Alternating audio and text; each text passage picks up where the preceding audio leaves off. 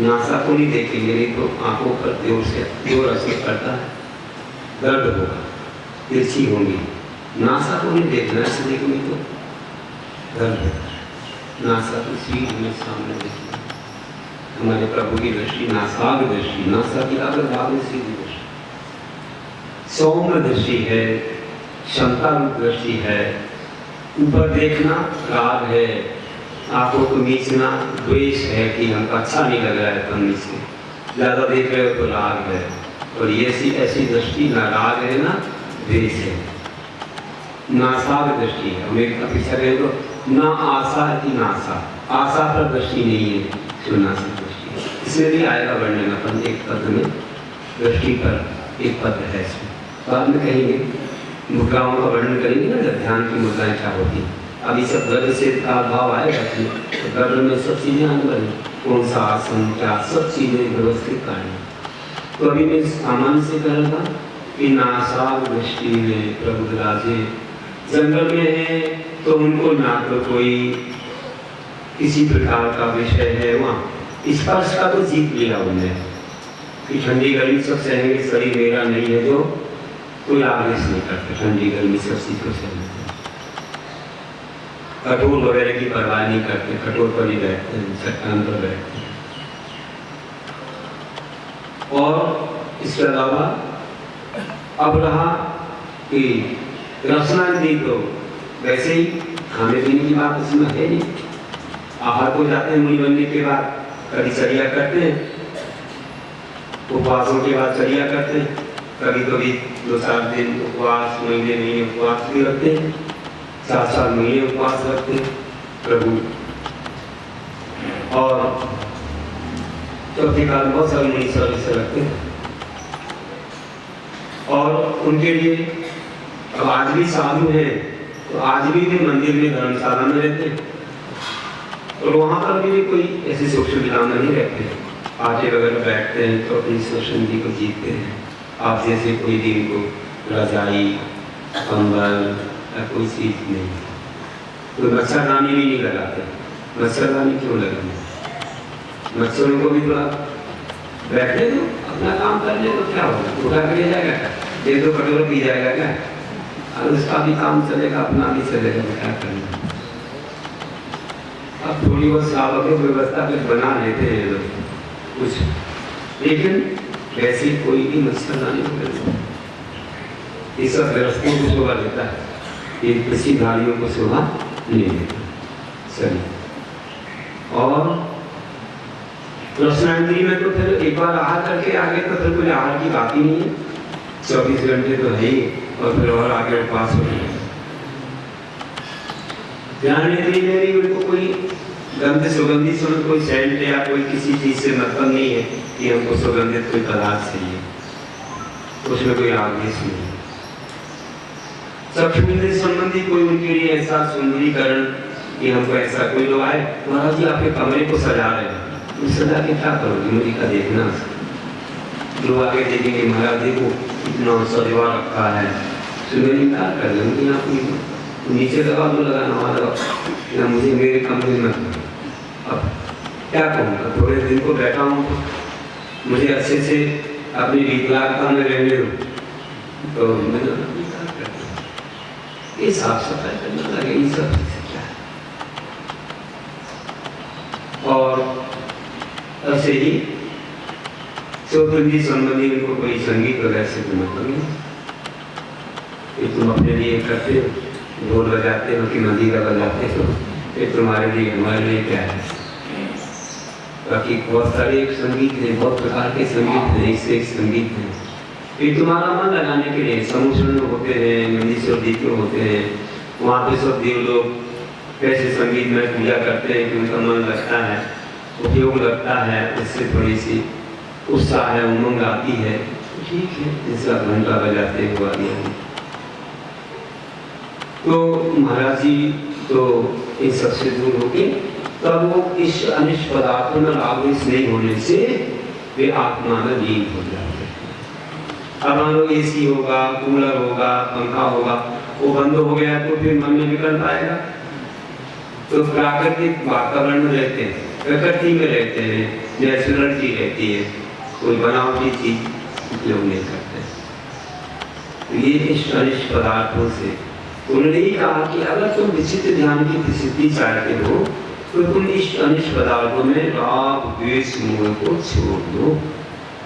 उदाहरण हमने दिया है आपके मन के सम्मान के लिए कि मन को ऐसे संभालो कि पांचों इंद्रियों की खिड़कियों को बंद करो, जैसे महाराज जी करते हैं। आप फिर तो हमेशा आप थोड़ी देर को करके देखो, थोड़ी देर के लिए सब भूल जाओ, ऐसी जगह बैठ जाओ जहाँ कोई ना आवाज आती हो।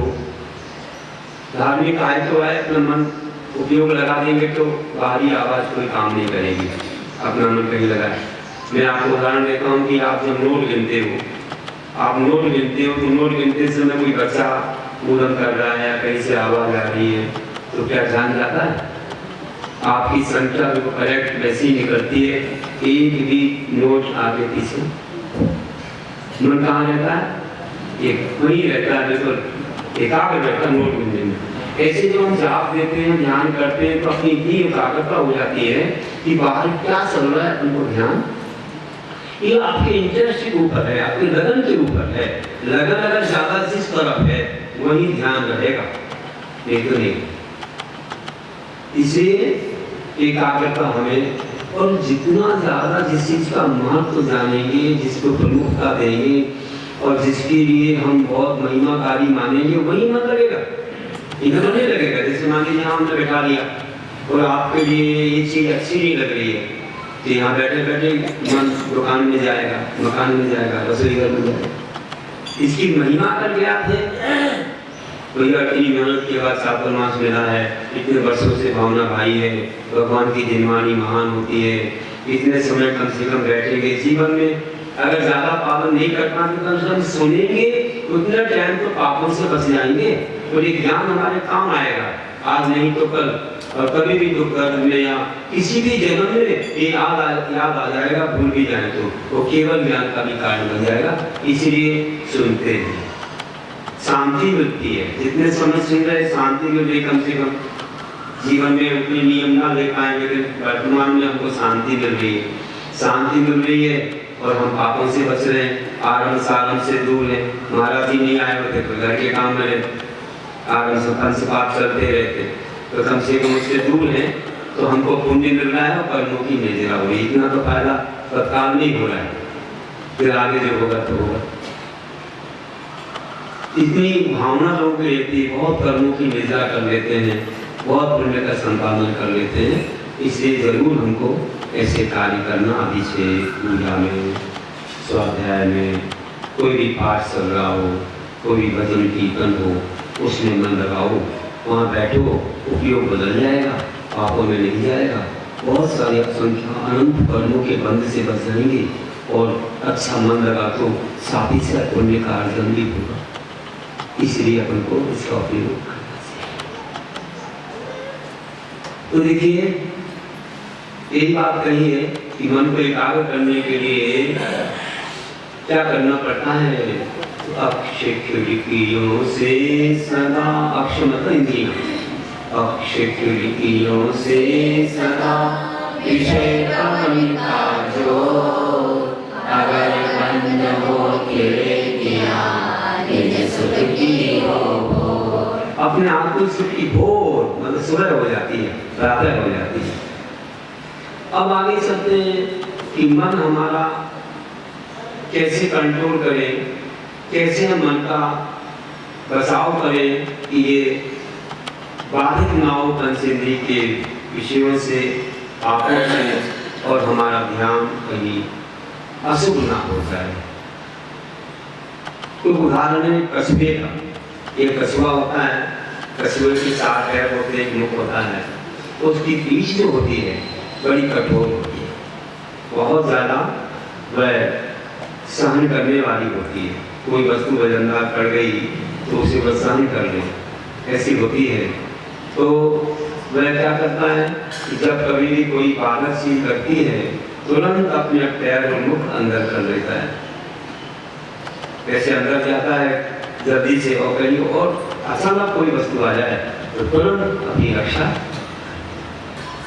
तो ऐसे ही हमारे साधु हैं ऐसे ही ध्यान करने वाले होते हैं कि ध्यान करते समय अपने 5 इंद्रियों को अपने काबू में ले लेते हैं, संकुचित कर लेते हैं। इनसे विषयों का ग्रहण नहीं करना कि जाप दे रहे यहाँ देखो वहाँ देखो, इनकी बात सुन लो उनकी बात सुन लो, कि रसोई घर में बैठ जाओ, थोड़ा क्या क्या बन रहा है हलवा पूरी उसी घर में लेते रहो, जाप देते रहो, टीवी का गाना सुनते रहो, जाप देते रहो। ऐसे करते हो क्या? गलत बात है। आपने कस्बे जैसा अपने मन को नहीं बनाया, आपने इंद्रियों को काबू में नहीं लिया, तो विषयों का ग्रहण करती रहेंगी तो वह सार नहीं निकलेगा जो आप धर्म कर रहे हैं। जाप देते हैं कई लोग, तुमने देखा सब बातें सुनते रहते, इनकी सुनी उनकी सुनी, तो क्या मतलब होता? अच्छा आप एकांत में जाके बैठ जाओ, इतना बड़ा मंदिर बनाया है, कहीं भी बैठ जाओ तुम जाके, इन सबकी बातें सुनना पड़ती है, तुम्हारा भी फेरना पड़ती है, तो क्या मतलब है? तो पूछेंगे क्या क्या उन्होंने बात की, तो कोई सुना देते, तुम्हारा भी होगी बात भी सुनी, तो आपको भी लोग नहीं लगा, वो फायदा नहीं मिला जो मिलना चाहिए कि हमें, जो मिलना चाहिए कि हमें जाप से कर्मों की निर्जा होना थी, पाप से बचना था, वही आलम सालम की संसार मोह की बातें रखी हैं। इसलिए अपने मन को एकाग्र करने के लिए हमें कस्बे जैसा अपनी इंद्रियों को संकुचित करना पड़ता है। थोड़ी देर के लिए सबसे विराम देना पड़ता है। मंदिर में आ गए तो बस अब मोबाइल का कनेक्शन बंद, नहीं तो वहाँ मंदिर में जाओ और नमोकार बोल रहे हो और हलो हलो कर रहे हो, तो कोई बोलेगा हम तो परमेश्वर से बात कर रहे हो क्या? किससे बात कर, किसको फोन लगा रहे हो? इतनी भी चैन नहीं है। अरे भैया बंद करो, स्विच ऑफ कर दो, ठीक है ना, बंद कर दो, साइलेंट कर दो उसके लिए।